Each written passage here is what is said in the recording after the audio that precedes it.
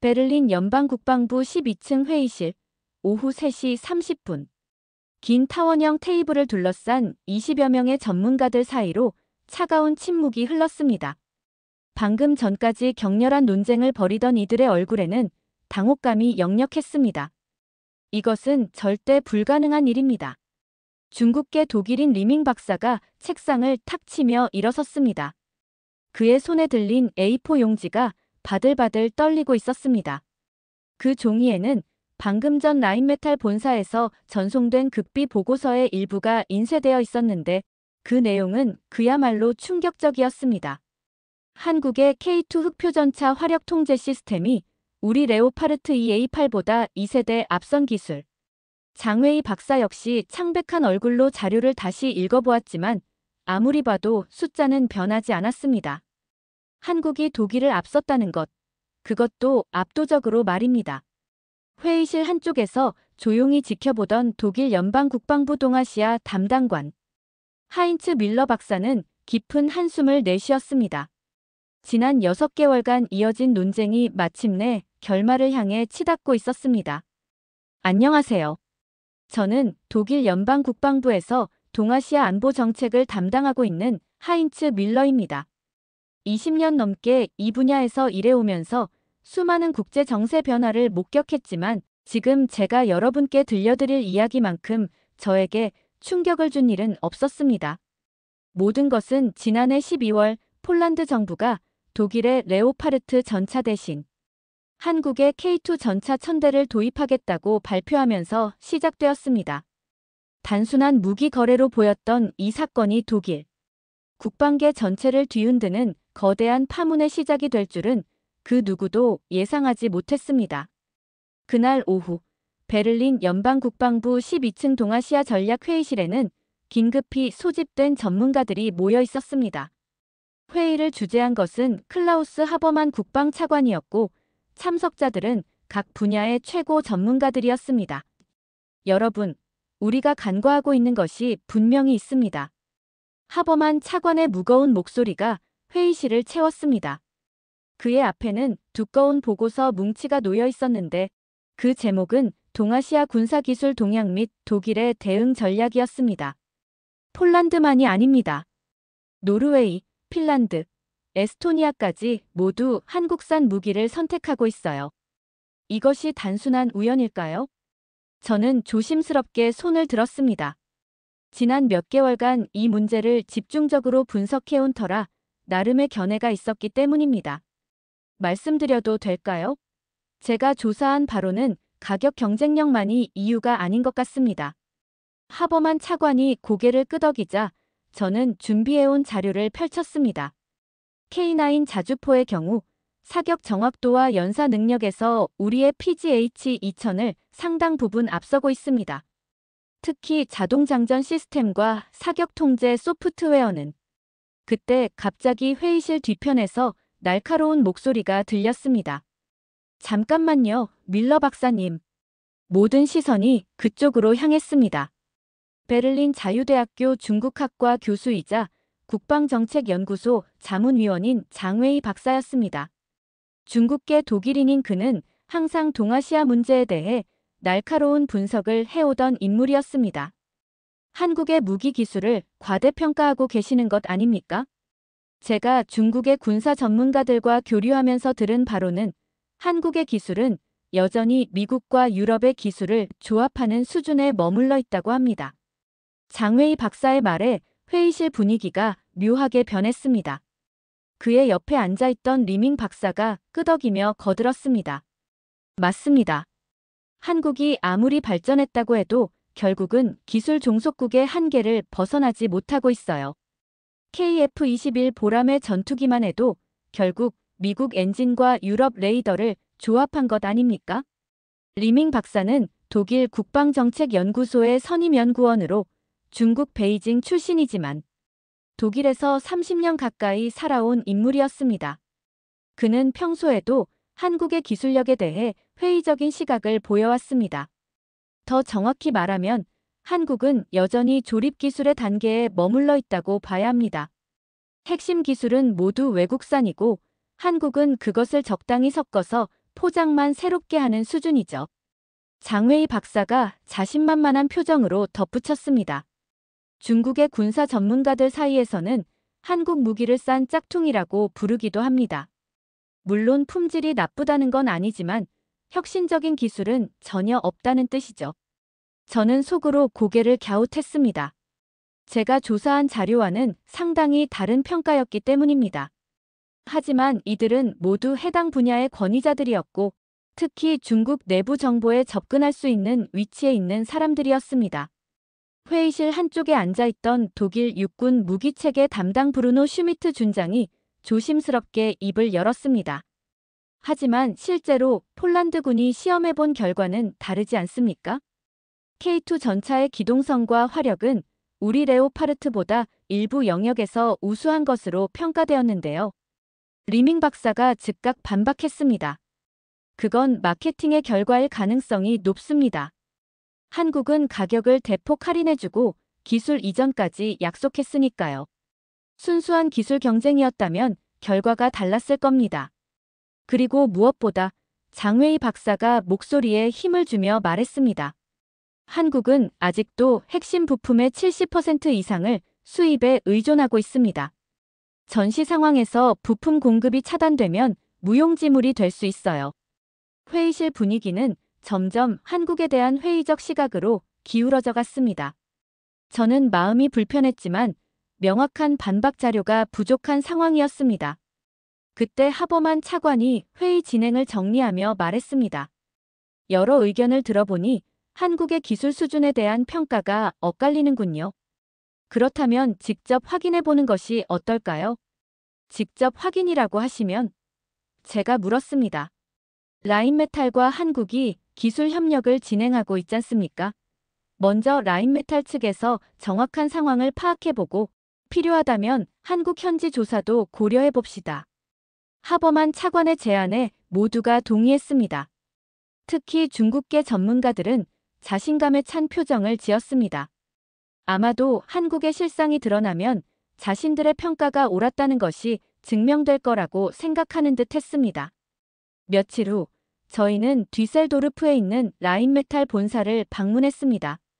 라인메탈은 독일 최대의 방산업체 중 하나로 레오파르트 전차를 비롯해 세계 최고 수준의 무기 체계를 생산하는 회사였습니다. 라인메탈 본사 건물은 현대적이면서도 견고한 느낌을 주었습니다. 높이 솟은 유리 건물이지만 어딘지 군사적인 위험이 감돌았고 로비에 전시된 각종 무기 모형들이 이곳이 단순한 기업이 아님을 보여주고 있었습니다. 우리를 맞이한 것은 아르민 파퍼거 CEO였습니다. 60대 초반의 그는 독일 방산업계에 살아있는 전설 같은 인물이었습니다. 30년 넘게 이 분야에서 일해온 그의 눈빛은 여전히 예리했고 악수를 나누는 순간에도 범상치 않은 카리스마가 느껴졌습니다. 어서 오십시오. 독일 국방부에서 이렇게 직접 방문해 주시다니 영광입니다. 파퍼거 CEO는 정중하면서도 자신감 넘치는 목소리로 우리를 맞았습니다. 그의 안내로 우리는 회사 내부의 전용 회의실로 이동했습니다. 회의실은 마치 작은 박물관 같았습니다. 벽면에는 라인메탈이 개발한 각종 무기 체계의 사진과 모형이 전시되어 있었고 한쪽에는 대형 스크린이 설치되어 있었습니다. 오늘 방문 목적을 간략히 설명해 주시면 좋겠습니다. 파퍼거 CEO가 말했습니다. 하버만 차관이 정중히 답했습니다. 저희는 최근 동유럽 국가들의 무기 도입 패턴 변화에 대해 조사하고 있습니다. 특히 한국 무기 체계에 대한 선호도가 높아지고 있는 현상에 대해 궁금한 점들이 있어서요. 파퍼거 CEO의 표정이 미묘하게 변했습니다. 뭔가 말하고 싶지만 조심스러운 듯한 모습이었습니다. 아, 그 문제 말씀이시군요. 그가 잠시 망설이더니 말을 이었습니다. 사실 저희도 그 부분에 대해 깊이 고민하고 있습니다. 리밍 박사가 앞으로 몸을 기울이며 물었습니다. 혹시 한국과의 기술 협력에서 어려움을 겪고 계신 건 아닙니까? 기술 수준의 차이라든지. 파퍼거 CEO가 갑자기 놀란 표정을 지었습니다. 어려움이라고요? 아니, 그게 아니라. 그가 잠시 멈춘 후 결심한 듯 말했습니다. 사실은 정반대입니다. 회의실에 잠깐 정적이 흘렀습니다. 파퍼거 CEO는 리모컨을 들어 대형 스크린을 켰습니다. 화면에 복잡한 기술 도표들이 나타나기 시작했습니다. 여러분께 솔직히 말씀드리겠습니다. 우리가 한국 현대로템과 기술 파트너십을 맺은 진짜 이유를 말입니다. 장웨이 박사가 의자에서 약간 몸을 일으켰습니다.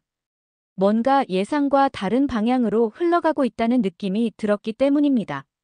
스크린에 K2 흑표전차의 화력 통제 시스템 도면이 나타났습니다. 복잡한 회로도와 함께 각종 성능 지표들이 표시되어 있었는데 그 숫자들은 정말 놀라웠습니다. 이것이 K2 전차의 3세대 화력 통제 시스템입니다. 파퍼거 CEO가 레이저 포인터로 화면을 가리키며 설명했습니다.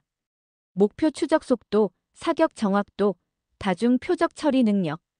모든 면에서 우리 레오파르트 EA8을 상당히 앞서고 있습니다. 리밍 박사의 얼굴이 창백해졌습니다. 그럴 리가. 불가능합니다. 한국이 독일보다 앞선다는 건 저도 처음에는 믿을 수 없었습니다. 파퍼거 CEO가 쓴웃음을 지었습니다. 2년 전 현대로템에서 기술 교류를 제안했을 때만 해도 우리가 한국에게 기술을 가르쳐주는 것이라고 생각했거든요. 그가 다음 화면으로 넘어갔습니다. 이번에는 실제 시험 영상이었습니다. K2 전차가 움직이면서 동시에 여러 목표물을 정확히 명중시키는 장면이었는데 그 속도와 정확성은 정말 경악스러울 정도였습니다. 하지만 현실은 정반대였습니다. 우리 엔지니어들이 한국에서 배워오고 있어요. 회의실에 무거운 침묵이 흘렀습니다.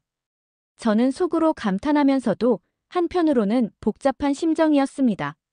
독일인으로서 자존심이 상하기도 했지만 동시에 한국의 기술력을 제대로 평가하지 못했던 것에 대한 반성도 들었습니다. 장웨이 박사가 떨리는 목소리로 물었습니다. 그렇다면 다른 무기 체계는 어떻습니까? 아직 항공기나 해상 무기는? 파퍼거 CEO가 고개를 저었습니다. KF-21 보람의 전투기의 능동형 위상 배열 레이더는 우리 유로파이터의 것보다 한 세대 앞선 기술입니다. 그리고 한국의 차세대 구축함에 탑재되는 통합 전투 체계는 그가 잠시 말을 멈추고 한숨을 쉬었습니다. 솔직히 말씀드리면 우리가 따라잡기 어려운 수준입니다. 리밍 박사가 완전히 기가 죽은 표정으로 의자에 주저앉았습니다. 그동안 자신이 가지고 있던 확신이 한순간에 무너져 내리는 것을 느꼈기 때문입니다. 그렇다면 왜 이런 사실이 널리 알려지지 않았을까요? 제가 궁금해서 물었습니다. 한국이 일부러 낮은 자세를 유지하고 있기 때문입니다. 파퍼거 CEO가 답했습니다. 그들은 자신들의 기술력을 과시하기보다는 실용적인 결과에 집중하는 문화를 가지고 있어요. 그리고 솔직히 말하면 서구 사회에서는 아직도 동양의 기술을 과소평가하는 경향이 있습니다. 저는 그 말을 듣고 뜨끔했습니다. 저 역시 무의식 중에 그런 편견을 가지고 있었던 것 같기 때문입니다. 파퍼거 CEO가 마지막 화면을 띄웠습니다. 그것은 향후 10년간의 기술 발전 전망을 보여주는 그래프였는데 한국의 곡선이 다른 모든 국가들을 앞서는 것으로 예측되어 있었습니다. 여러분께 한 가지 더 말씀드릴 게 있습니다. 그의 목소리가 한층 진지해졌습니다. 우리가 정말 놀란 것은 한국의 현재 기술력이 아니라 그들의 발전 속도입니다. 매년 기하급수적으로 발전하고 있어요. 하버만 차관이 심각한 표정으로 물었습니다. 그렇다면 향후 유럽의 방산업계는 어떻게 대응해야 할까요? 협력하거나 뒤처지거나 둘 중 하나입니다. 파퍼거 CEO의 답변은 명확했습니다. 저희 라인메탈도 이미 전략을 수정했습니다. 한국과의 기술 교류를 대폭 확대하고 가능하면 합작 투자도 추진할 예정입니다. 회의가 끝나고 라인메탈 본사를 나서는 길, 저희 일행은 모두 말이 없었습니다. 각자 나름대로 충격을 받았기 때문입니다. 특히 중국계 전문가들의 표정은 말할 수 없이 복잡했습니다. 차량으로 이동하는 동안 장웨이 박사가 조용히 중얼거렸습니다. 제가 완전히 잘못 생각했네요. 중국 내부 정보라는 것도 결국 편견에 불과했던 것 같습니다. 리밍 박사도 고개를 끄덕였습니다. 저 역시 마찬가지입니다. 기존의 고정관념에 너무 사로잡혀 있었어요. 저는 그들의 솔직한 고백이 오히려 다행이라고 생각했습니다. 잘못된 정보나 편견에 기반해서 정책을 수립한다면 독일에게도 좋지 않은 결과를 가져올 수 있기 때문입니다. 하버만 차관이 결심한 듯 말했습니다. 직접 한국을 방문해 봅시다. 현장에서 직접 확인하는 것이 가장 정확한 방법일 것 같습니다. 이렇게 해서 우리의 한국 방문이 결정되었습니다. 며칠 후 독일 연방국방부 조사단이 구성되었고 저도 그 일원으로 선발되었습니다. 조사단에는 하버만 차관을 비롯해 각 분야 전문가 12명이 포함되었는데 당연히 장웨이 박사와 리밍 박사도 함께했습니다. 한국행 항공기에 몸을 맡기면서 저는 기대와 긴장이 교차하는 복잡한 심정이었습니다. 과연 한국에서 무엇을 보게 될지, 그리고 그것이 독일의 미래에 어떤 영향을 미칠지 궁금했습니다. 인천국제공항에 도착한 순간부터 저희는 한국의 체계적인 면모를 느낄 수 있었습니다. 입국 심사는 신속했고 공항 시설은 현대적이면서도 효율적으로 운영되고 있었습니다. 무엇보다 모든 직원들의 서비스가 친절하면서도 전문적이었습니다. 공항에서 저희를 맞이한 것은 국방과학연구소의 김태준 박사였습니다. 40대 중반의 그는 MIT에서 박사 학위를 받고 미국 록히드 마틴에서 10년간 근무한 후 한국으로 돌아온 인물이었습니다. 멀리서 오시느라 고생 많으셨습니다. 저는 국방과학연구소 김태준입니다. 김 박사의 유창한 독일어에 저희는 모두 놀랐습니다. 나중에 알게 된 사실이지만 그는 뮌헨 공과대학교에서 교환학생으로 1년간 공부한 경험이 있었습니다. 앞으로 3일간 저희가 준비한 일정을 함께 하시게 됩니다.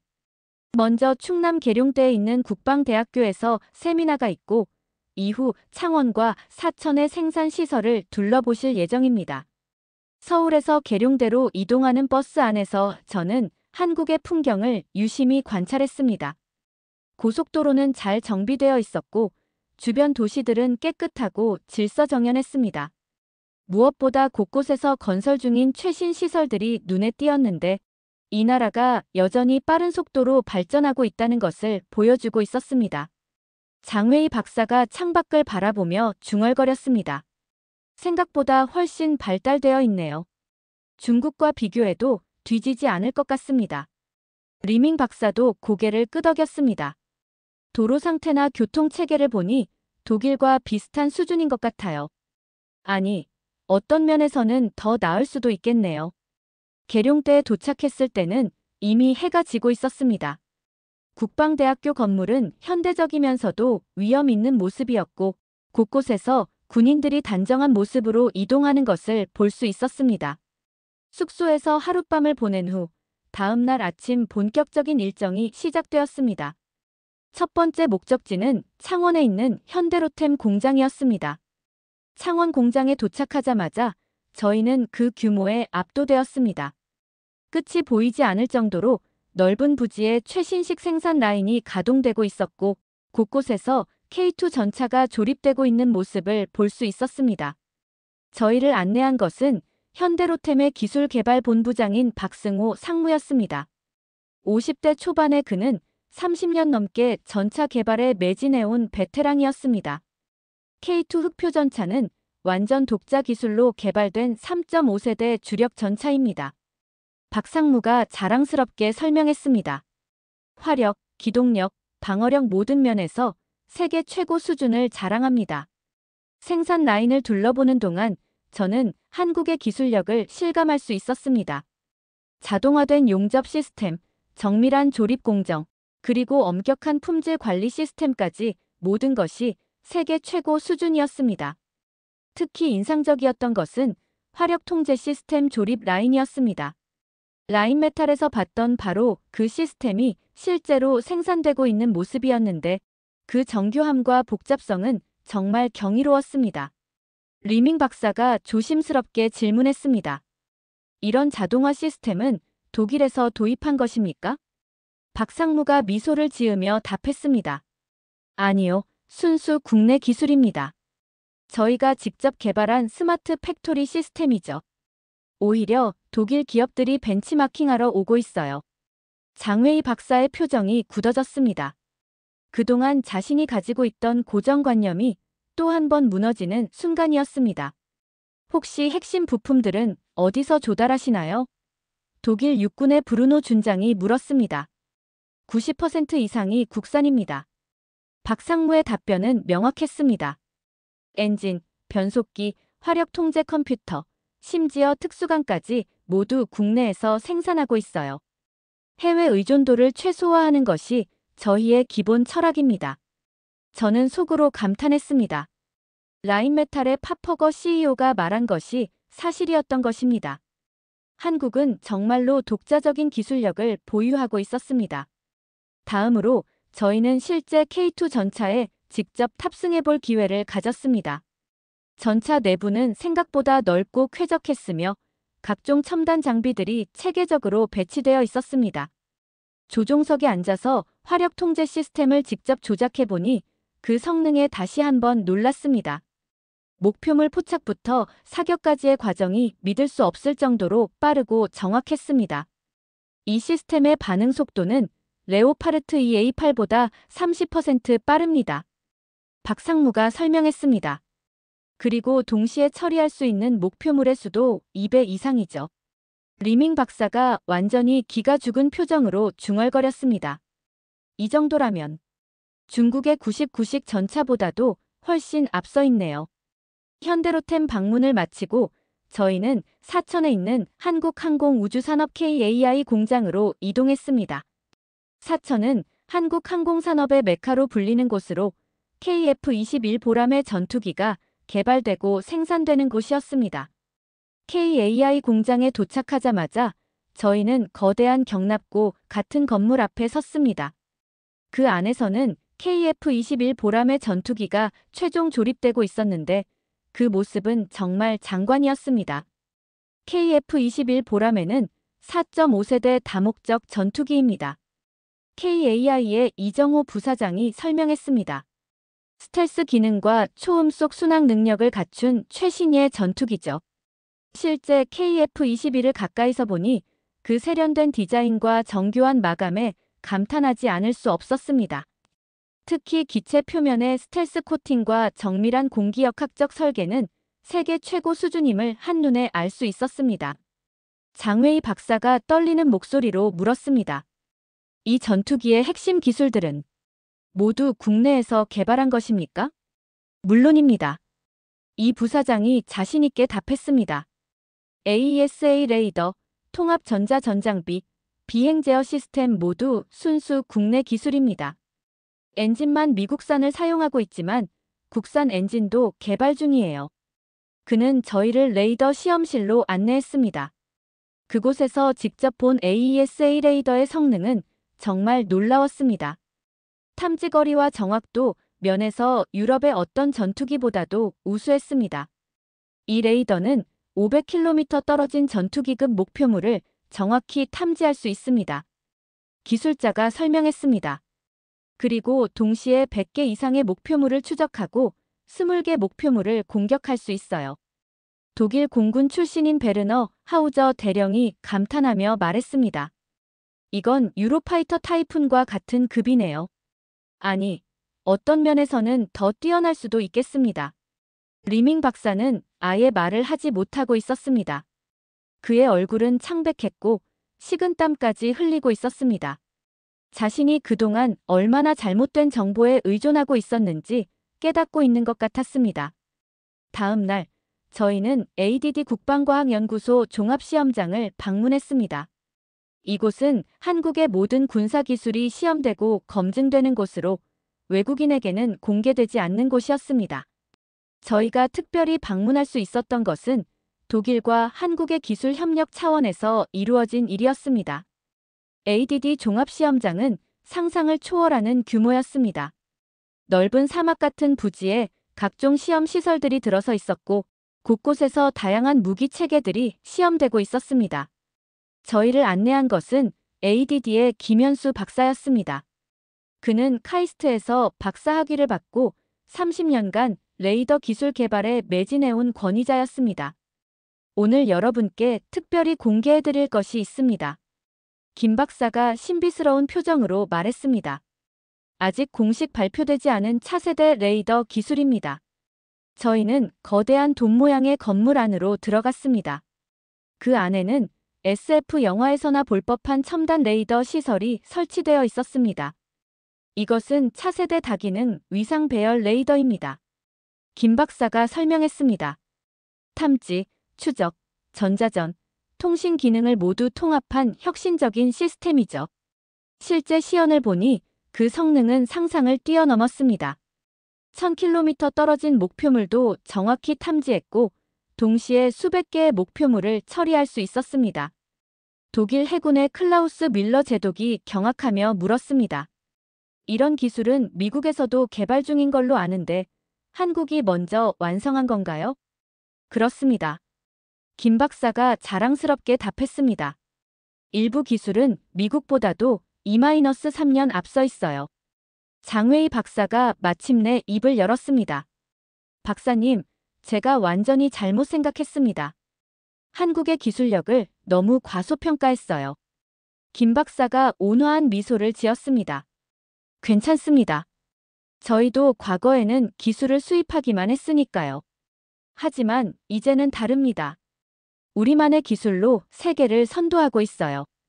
그날 저녁 숙소로 돌아온 저희는 모두 말이 없었습니다. 하루 종일 본 것들이 너무 충격적이어서 정리할 시간이 필요했습니다. 리밍 박사가 먼저 입을 열었습니다. 제가 지금까지 얼마나 편견에 사로잡혀 있었는지 깨달았습니다. 중국에서 들은 정보들이 모두 틀렸네요. 장웨이 박사도 고개를 끄덕였습니다. 저 역시 마찬가지입니다. 한국을 너무 얕봤어요. 이 정도 기술력이라면 중국도 배워야 할 것이 많을 것 같습니다. 하버만 차관이 심각한 표정으로 말했습니다. 이제 우리의 전략을 완전히 수정해야겠습니다. 한국은 더 이상 기술을 받는 나라가 아니라 함께 협력해야 하는 파트너입니다. 다음 날은 한국의 문화를 체험하는 시간으로 계획되어 있었습니다. 먼저 경주를 방문해서 불국사와 석굴암을 둘러보았습니다. 불국사에 도착하자마자 저희는 그 웅장함과 아름다움에 압도되었습니다. 1300년 전에 지어진 이 사찰은 여전히 완벽한 모습을 유지하고 있었고 그 정교한 건축 기법은 현대의 기술로도 쉽게 재현하기 어려울 정도였습니다. 이런 문화유산이 이렇게 완벽하게 보존되어 있다니. 독일의 문화재 전문가인 헬가 슈미트 박사가 감탄했습니다. 독일에서도 이 정도로 오래된 건축물이 이렇게 완벽한 상태로 남아있는 경우는 드물어요. 석굴암에서는 더 큰 감동을 받았습니다. 화강암을 깎아 만든 불상의 정교함과 아름다움은 말로 표현할 수 없을 정도였습니다. 이런 정밀한 조각 기술이 1300년 전에 가능했다는 게 믿어지지 않네요. 리밍 박사가 감탄하며 말했습니다. 한국 사람들의 손재주와 예술성이 이미 그때부터 뛰어났던 것 같아요. 가이드가 설명했습니다. 당시에는 지금과 같은 첨단 도구가 없었지만 장인들의 정성과 기술로 이런 작품을 만들어냈습니다. 이런 정신이 지금의 한국 기술 발전의 밑바탕이 되고 있어요. 그 말을 들으니 하루 전 본 첨단 무기들과 이 고대 유물들이 묘하게 연결되는 느낌이었습니다. 정밀함과 완벽함을 추구하는 한국인의 정신이 예나 지금이나 변하지 않았다는 것을 알 수 있었습니다. 경주에서 서울로 이동해서는 창덕궁을 방문했습니다. 조선 왕조의 궁궐인 이곳은 또 다른 감동을 주었습니다. 자연과 조화를 이루는 건축 양식과 세심한 배치는 한국인의 미적 감각과 철학을 보여주고 있었습니다. 건축물 하나하나가 예술품이네요. 독일의 건축가인 토마스 바그너가 감탄했습니다. 기능성과 아름다움을 완벽하게 조화시킨 것 같아요. 궁궐을 둘러보며 저는 한국이라는 나라에 대해 더 깊이 이해하게 되었습니다. 오랜 역사와 전통을 가지고 있으면서도 끊임없이 발전을 추구하는 역동적인 민족이라는 것을 느꼈습니다. 그날 저녁에는 한국의 현대문화를 체험해보기 위해 강남을 방문했습니다. 화려한 네온 사인과 첨단 빌딩들, 그리고 활기찬 거리의 모습은 완전히 다른 한국의 모습을 보여주었습니다. 아침에는 1300년 된 사찰을 보고 저녁에는 이런 미래적인 도시를 보니 정말 신기하네요. 장웨이 박사가 말했습니다. 전통과 현대가 완벽하게 공존하고 있어요. 한국식 바비큐 레스토랑에서 저녁을 먹으며 저희는 한국에 대한 소감을 나누었습니다. 모두들 예상과는 완전히 다른 한국의 모습에 깊은 인상을 받았다고 했습니다. 특히 리밍 박사의 변화가 놀라웠습니다. 처음에는 그렇게 한국을 폄하하던 그가 이제는 완전히 다른 사람이 된 것 같았습니다. 제가 정말 부끄럽습니다. 그가 진심으로 말했습니다. 편견과 잘못된 정보에 사로잡혀서 한국을 제대로 보지 못했어요. 이제야 깨달았지만 한국은 정말 대단한 나라네요. 장웨이 박사도 고개를 끄덕였습니다. 저도 마찬가지입니다. 특히 한국 사람들의 정신력과 단합력에 감동받았어요. 이런 정신이 있기 때문에 단기간에 이런 발전을 이룰 수 있었던 것 같아요. 마지막 날에는 부산을 방문했습니다. 한국의 대표적인 항구 도시인 부산은 또 다른 매력을 가지고 있었습니다. 해운대 해수욕장의 아름다운 풍경과 현대적인 마린시티의 스카이라인은 정말 인상적이었습니다. 부산국제영화제 기간이어서 거리에는 세계 각국에서 온 사람들로 붐비고 있었습니다. 그런데 우연히 카페에서 만난 한국의 젊은 엔지니어들과 대화를 나누게 되었습니다. 안녕하세요. 혹시 독일에서 오신 분들인가요? 20대 후반으로 보이는 젊은 여성이 유창한 독일어로 말을 걸었습니다. 저희가 놀라서 대답하자 그녀는 자신을 김서연이라고 소개했습니다. 한국항공대학교를 졸업하고 현재 KAI에서 항공전자 시스템을 개발하고 있다고 했습니다. 저는 뮌헨 공과대학교에서 1년간 교환학생을 했어서 독일어를 할 수 있어요. 그녀가 웃으며 설명했습니다. 그녀와 함께 있던 다른 친구들도 모두 비슷한 배경을 가지고 있었습니다. 하나같이 세계 유수 대학에서 공부한 경험이 있고 여러 외국어를 구사하며 최첨단 기술 개발에 참여하고 있었습니다. 한국의 젊은 세대가 이렇게 국제적이고 유능하다니. 하버만 차관이 감탄했습니다. 김서연 씨가 말했습니다. 저희 세대는 어릴 때부터 글로벌 환경에서 자랐어요. 하지만 동시에 한국에 대한 자부심도 강해요. 그래서 해외에서 공부하고 돌아와서 한국의 기술 발전에 기여하고 싶어 하죠. 그녀의 말을 들으며 저는 한국의 미래가 더욱 밝다는 확신을 가지게 되었습니다. 이런 우수한 젊은 인재들이 있는 한국의 기술 발전은 계속될 것이라는 생각이 들었습니다. 장웨이 박사가 조심스럽게 물었습니다. 중국과 한국 중에서 어느 나라가 더 발전 가능성이 높다고 생각하세요? 김서연 씨가 잠시 생각하더니 정중하게 답했습니다. 저는 중국도 훌륭한 나라라고 생각해요. 하지만 한국은 작은 나라이기 때문에 더 집중할 수 있고 더 빨리 변화할 수 있어요. 그리고 무엇보다 품질에 대한 집착이 강해요. 그녀의 답변은 매우 외교적이었지만 그 속에 담긴 자신감은 분명했습니다. 부산에서의 하루를 마치고 서울로 돌아오는 길에 저희는 모두 깊은 생각에 잠겼습니다. 3일간의 한국 방문은 저희의 인식을 완전히 바꿔놓았습니다. 특히 중국계 전문가들의 변화가 인상적이었습니다. 처음에는 그렇게 한국을 의심하고 폄하하던 그들이 이제는 완전히 다른 사람이 된 것 같았습니다. 제가 중국에 돌아가면 한국에 대한 인식을 바꾸도록 노력하겠습니다. 장웨이 박사가 진심으로 말했습니다. 편견이 얼마나 무서운 것인지 깨달았어요. 리밍 박사도 고개를 끄덕였습니다. 저 역시 마찬가지입니다. 앞으로는 더 정확한 정보에 기반해서 판단하겠습니다. 독일로 돌아가는 비행기 안에서 저는 이번 여행을 정리해 보았습니다. 한국은 더 이상 기술을 받기만 하는 나라가 아니었습니다. 오히려 독일이 배워야 할 것이 많은 나라였습니다. 인천공항을 떠나면서 저는 마음속으로 다짐했습니다. 독일에 돌아가면 한국과의 협력을 더욱 확대하고 양국의 기술 교류를 활성화하는 데 기여하겠다고 말입니다. 베를린에 도착한 후 저희는 곧바로 보고서 작성에 들어갔습니다. 하버만 차관의 지시로 긴급히 연방국방부 최고위층에 보고하기로 했기 때문입니다. 일주일 후 베를린 연방국방부 최고회의실에서 최종 보고회가 열렸습니다. 크리스티네 람브레이트 국방장관을 비롯해 국방부 고위 관계자들이 모두 참석했습니다. 한국 조사 결과를 보고하겠습니다. 하버만 차관이 엄숙한 목소리로 시작했습니다.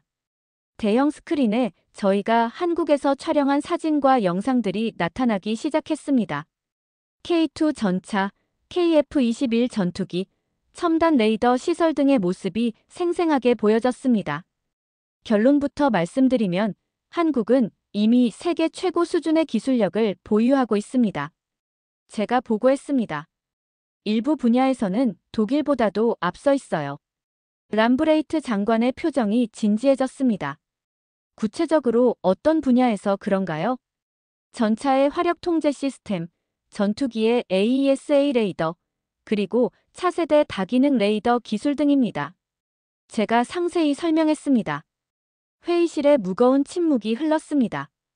참석자들은 모두 충격을 받은 표정이었습니다. 그렇다면 우리의 대응 전략은 어떻게 해야 할까요? 장관이 물었습니다. 하버만 차관이 답했습니다. 한국과의 기술 협력을 최우선으로 추진해야 합니다. 경쟁보다는 상호 보완적인 협력 관계를 구축하는 것이 바람직할 것 같습니다. 리밍 박사가 손을 들고 발언했습니다. 저는 이번 조사를 통해 제 자신의 편견을 깊이 반성하게 되었습니다. 앞으로는 더 객관적이고 정확한 정보에 기반해서 정책을 수립해야 할 것 같습니다. 장웨이 박사도 고개를 끄덕였습니다. 한국은 정말 대단한 나라였습니다. 기술력뿐만 아니라 국민의 의식 수준, 문화적 깊이까지 모든 면에서 인상적이었어요. 람브레이트 장관이 결정적인 발언을 했습니다. 그렇다면 한국과의 포괄적 기술 협력 협정을 추진하도록 하겠습니다. 그리고 밀러 박사님은 한국 상주 대표로 파견을 검토해 보시기 바랍니다. 저는 가슴이 뛰었습니다. 한국에서 더 오래 머물면서 양국의 협력에 기여할 수 있는 기회가 주어진 것입니다.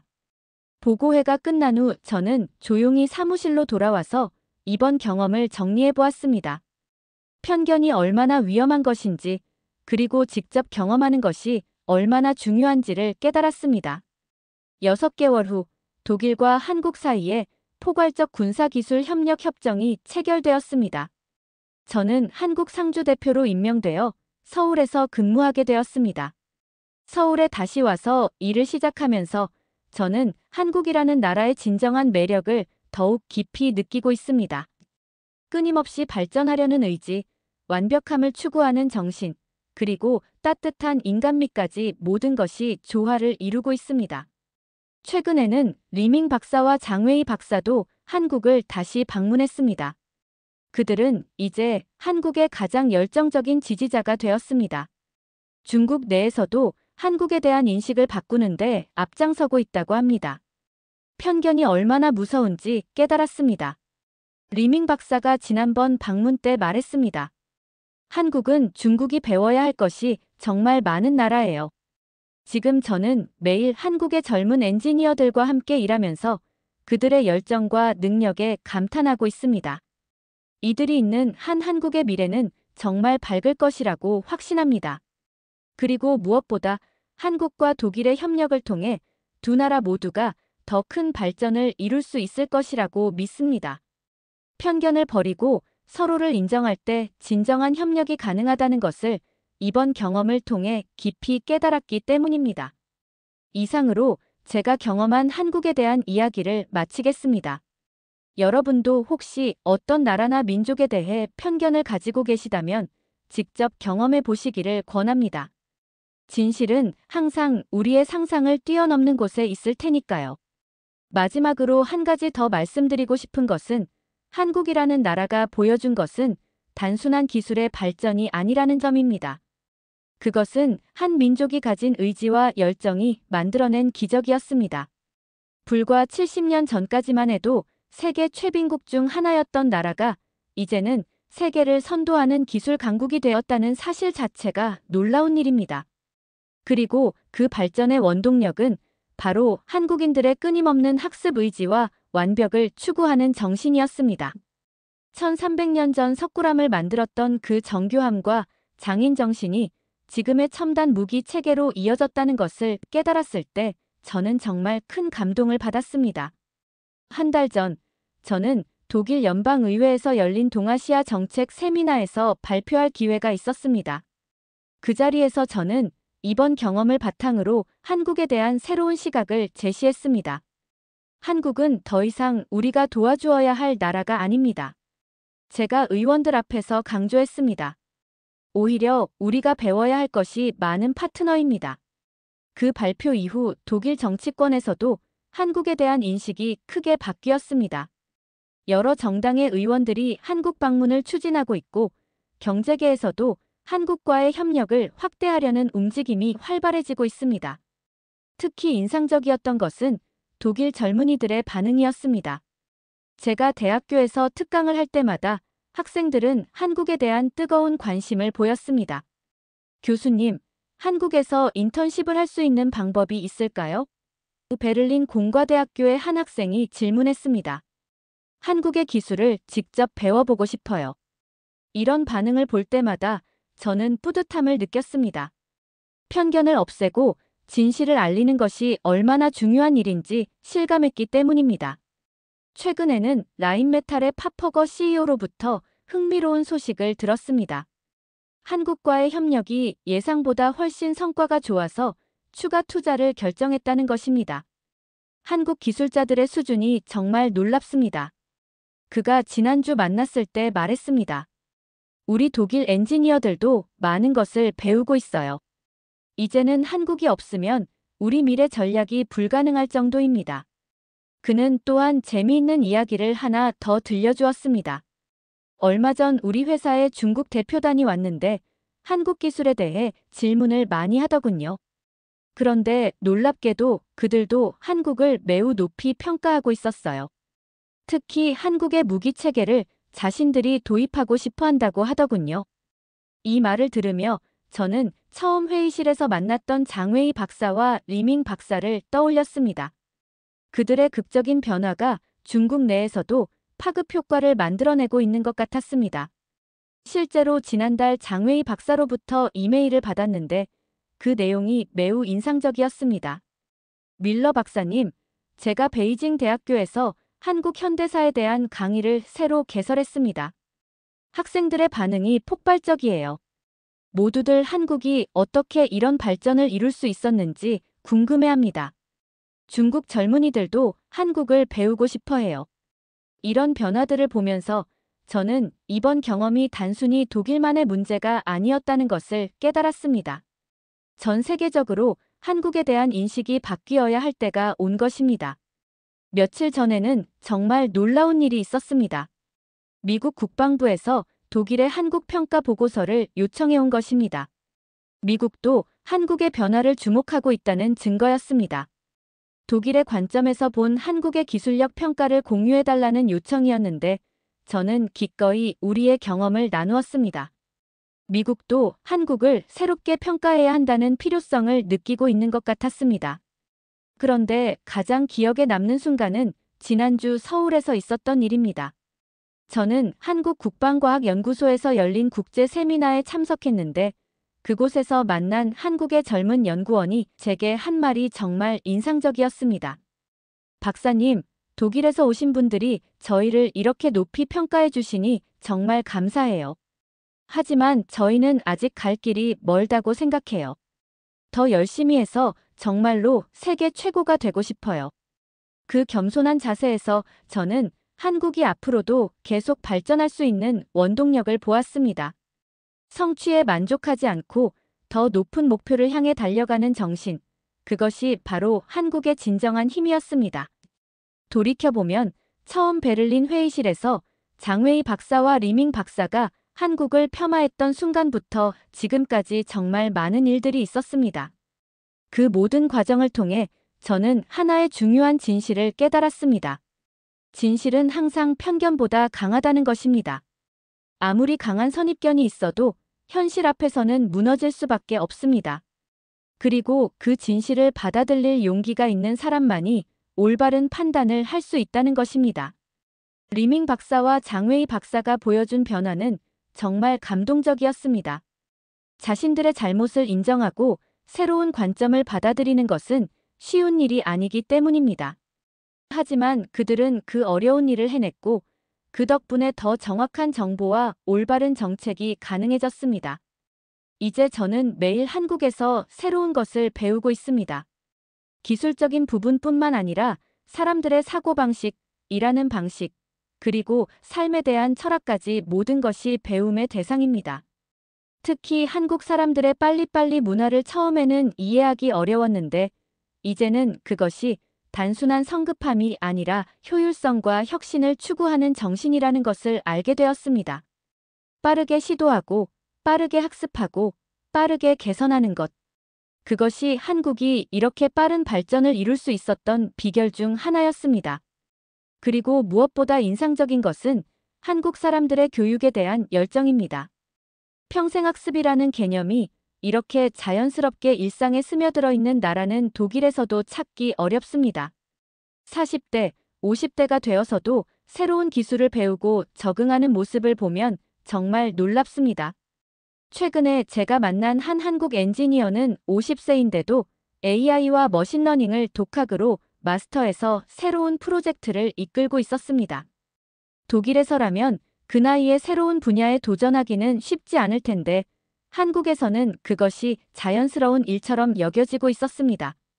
이런 환경에서 일하다 보니 저 자신도 더 역동적이고 도전적인 사람이 되어가고 있는 것을 느낍니다. 한국의 에너지가 저에게도 전달되고 있는 것 같습니다. 몇 주 전에는 정말 감동적인 일이 있었습니다. 독일에서 제 후배 연구원들이 한국을 방문했는데 그들도 저와 똑같은 경험을 했습니다. 처음에는 반신반의하던 그들이 한국의 현실을 보고 나서 완전히 바뀐 모습을 보였습니다.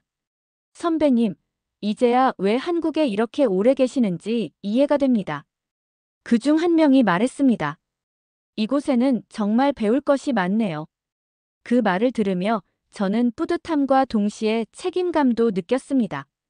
앞으로도 더 많은 독일 사람들이 한국을 제대로 이해할 수 있도록 돕는 것이 제 역할이라는 생각이 들었습니다. 요즘 저는 한국어 공부에도 더욱 열심히 하고 있습니다. 언어를 통해 그 나라의 문화와 사고방식을 더 깊이 이해할 수 있다고 생각하기 때문입니다. 처음에는 한글이 너무 어려워서 포기하고 싶었는데 지금은 한국어로 간단한 대화는 할 수 있을 정도가 되었습니다. 한국어를 배우면서 느낀 것은 한국어의 섬세함과 표현력입니다. 상황과 상대에 따라 다른 존댓말을 사용하는 것을 보면서 한국 사람들의 세심함과 배려심을 느낄 수 있었습니다. 지난달에는 한국의 전통 명절인 추석을 처음 경험해 보았습니다. 한국 동료의 집에 초대받아서 가족들과 함께 시간을 보냈는데 그 따뜻함과 정겨움에 깊은 감동을 받았습니다. 특히 인상적이었던 것은 어른들에 대한 예의와 가족 간의 끈끈함이었습니다. 현대적이고 개방적인 사회이면서도 전통적인 가치를 잃지 않고 있다는 것을 느꼈습니다. 독일에서는 이런 가족 문화를 보기 어려워요. 제가 말하자 한국 동료가 웃으며 답했습니다. 저희에게는 가족이 가장 중요한 가치 중 하나예요. 아무리 바빠도 가족과의 시간은 꼭 만들려고 노력하죠. 그 말을 들으며 저는 한국의 발전 원동력 중 하나가 바로 이런 강한 가족 문화에 있다는 생각이 들었습니다. 가족을 위해, 다음 세대를 위해 더 나은 삶을 만들려는 의지가 개인의 노력을 사회 전체의 발전으로 이어지게 하는 것 같았습니다. 이제 저의 한국 생활도 1년을 넘어가고 있습니다. 돌아보면 정말 많은 것을 배우고 경험한 시간이었습니다. 처음 베를린 회의실에서 시작된 이 여정이 제 인생을 이렇게 바꿀 줄은 상상도 못했습니다. 그리고 무엇보다 감사한 것은 편견을 버리고 진실을 받아들일 수 있는 기회를 가졌다는 것입니다. 만약 그때 한국 방문을 결정하지 않았다면 저는 아직도 잘못된 정보에 기반해서 판단하고 있었을지도 모릅니다. 앞으로도 저는 독일과 한국 사이의 가교 역할을 충실히 해나갈 예정입니다. 두 나라가 서로를 더 잘 이해하고 더 깊이 협력할 수 있도록 돕는 것이 제가 할 수 있는 가장 의미 있는 일이라고 생각합니다. 마지막으로 이 글을 읽으시는 모든 분들께 한 가지 당부드리고 싶습니다. 어떤 나라나 민족에 대해 판단하실 때는 편견보다는 직접적인 경험과 정확한 정보에 기반하시기 바랍니다. 진실은 항상 우리의 상상을 뛰어넘는 곳에 있고 열린 마음으로 받아들일 때만 보이기 때문입니다. 한국이라는 나라가 보여준 기적은 단순한 경제 발전이나 기술 진보가 아닙니다. 그것은 한 민족이 가진 의지와 열정, 그리고 끊임없는 도전 정신이 만들어낸 인간 승리의 이야기입니다. 그리고 그 이야기는 아직도 계속되고 있습니다. 저는 그 이야기의 증인이 될 수 있어서 정말 행복합니다. 그리고 앞으로도 그 이야기를 더 많은 사람들에게 전할 수 있도록 노력하겠습니다. 편견 없는 세상, 서로를 인정하고 존중하는 세상을 만드는데 조금이라도 기여할 수 있다면 그것으로 충분하다고 생각합니다. 오늘도 서울의 아침이 밝았습니다. 저는 또 다른 하루를 시작하며 한국에서 무엇을 새롭게 배울 수 있을지 기대하고 있습니다. 매일이 새로운 발견과 감동의 연속인 이곳에서 저의 여정은 계속됩니다. 여러분도 언젠가 기회가 되신다면 한국을 직접 경험해 보시기 바랍니다. 분명히 예상과는 전혀 다른 놀라운 모습을 발견하실 수 있을 것입니다. 그리고 그 경험이 여러분의 인생에도 새로운 전환점이 될 수 있을 것이라고 확신합니다. 감사합니다. 재미있게 보셨나요? 오늘의 사연은 여기까지입니다. 구독, 좋아요는 영상 제작에 매우 큰 힘이 됩니다. 다음 시간 더 좋은 영상으로 찾아뵙겠습니다. 지금까지 아리랑 튜브였습니다. 감사합니다.